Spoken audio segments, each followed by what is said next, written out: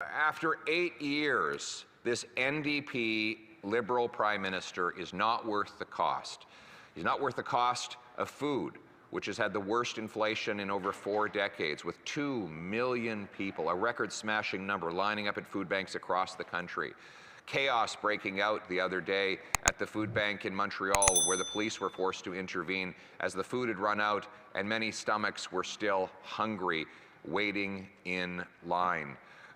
A third of charities are turning Canadians away because they no longer have the resources to feed them after 8 years of this NDP Liberal Prime Minister. After 8 years, we now have a Facebook group called the Dumpster Diving Network, where 8,000 Canadians share tips on how they can climb into a garbage can and pull out food to feed themselves because they can't afford the groceries.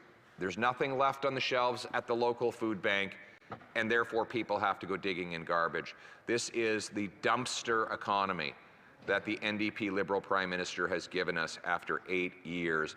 He is not worth the cost of food. He's not worth the cost of housing, which has doubled after 8 years of him funding local bureaucratic gatekeepers that block home building and printing cash, which inflates housing prices.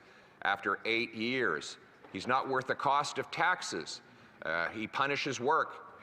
You make it, he takes it. He punishes the people who get out of bed in the morning and work hard by taking the cash off of their paychecks that have less purchasing power.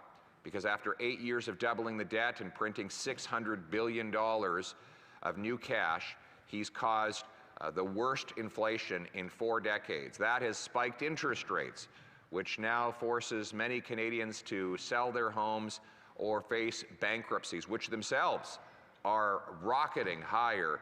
In fact, the pace of increase in bankruptcies is vertical. If you look at the graphs, it's straight up as more and more businesses are declaring bankruptcy because the Prime Minister's inflationary spending has sent interest rates on their debts skyrocketing. And it is in this miserable environment that the NDP Liberal Prime Minister proposes yet another cruel tax hike. He plans to do it on April Fool's Day. It is an April Fool's Day tax hike. Madam Speaker, just like him, this tax is not worth the cost. Let's go through the facts. There's been a lot of disinformation spread by the NDP Liberals and their friends in the bought and paid for media about the economics of the carbon tax, claiming that you're better off by paying the tax. Here's the facts. Here's the facts. This is from the parliamentary budget officers from his office. Albertans this coming year will pay, on average, $2,943 per family, while they get only $2,032 back in rebates. That's a $911 net cost. In other words, they pay about 50% more than they get back.